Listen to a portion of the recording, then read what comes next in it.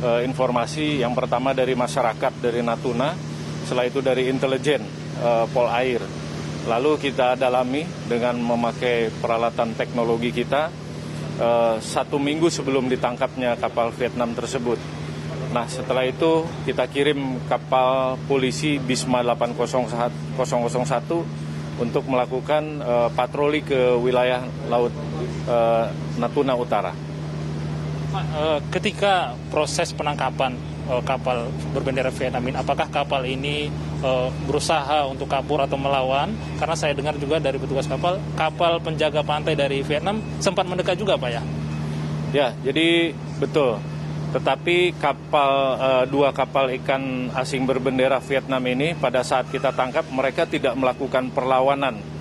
Namun dari radio kapal polisi Bisma 8001 ini sempat mendengar ada radio melalui radio dari Coast Guard-nya Vietnam menghimbau supaya kapal polisi Bisma 801 untuk melepaskan kedua kapal tersebut. Tetapi kita tidak hiraukan karena kami meyakini bahwa itu sudah mendekati wilayah perairan Indonesia. Pak, sudah berapa lama kapal laut Vietnam ini mengambil atau mencuri hasil laut Indonesia sehingga ini sangat merugikan kita, Pak, meresahkan nelayan kita juga yang ada di Kepulauan Natuna tersebut, Pak? Ya. Jadi menurut pengakuan 2 nakhoda yang saat ini kita tangkap, itu ada 2 peran. Yang satu perannya adalah selaku kapal penangkap ikan dan yang satunya itu adalah penampung. Nah, kapal yang melakukan penangkapan ini menurut dari nakhoda Vietnam ini disampaikan mereka sudah 20 tahun. Dan yang satunya mereka sudah 6 tahun melaksanakan operasi di sekitar Laut Natuna Utara ini.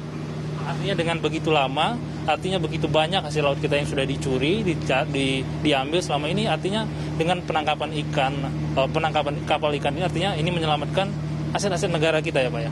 Betul.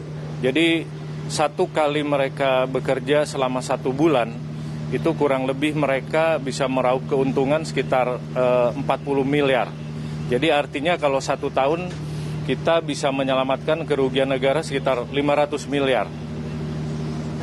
Jenis ikan yang ditangkap, Pak, apakah memang mereka ada jenis ikan tertentu atau seluruh ikan, baik besar, kecil, semuanya diangkut, Pak?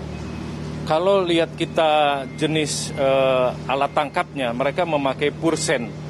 Artinya itu jaringnya itu cukup kecil.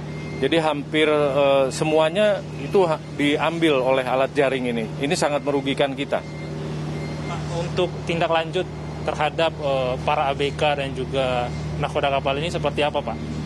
Jadi mereka sementara ini kita tahan semua, ya. Yang jadi tersangka itu baru 2 orang kita sudah tetapkan tersangka selaku nakhodanya. Untuk yang pemeriksaan pada 2 orang tersangka dan juga nakhoda nanti seperti dengan ABK juga apakah akan dikembalikan, Pak? Pemeriksaan awal sudah kita lakukan. Kedua nakhoda sudah mengakui perbuatannya dan hari ini karena wilayah penangkapan memasuki teritorial zona ekonomi eksklusif, sehingga hari ini juga kita akan serahkan untuk selanjutnya nanti penyidikan oleh pangkalan PSDKP di Batam.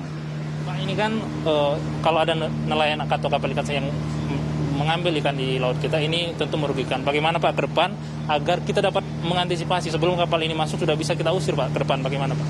Ya, yang pertama tentu kita adanya peningkatan patroli ya di wilayah Laut Natuna Utara. Setelah itu yang kedua, kita meningkatkan armada patroli dan tentunya kita juga tidak bisa bekerja sendiri. Ya, kita instansi lain pun sama-sama untuk menjaga Laut Natuna Utara ini. Selain itu pun peralatan teknologi kita berdayakan sehingga apabila ada kapal ikan asing memasuki wilayah Indonesia, kita segera bisa cegah dan kita lakukan penegakan hukum. Baik, Brigadir Polisi Muhammad Yasin, terima kasih atas waktunya bersama dengan TV One. Ya pemirsa, itu tadi wawancara kami.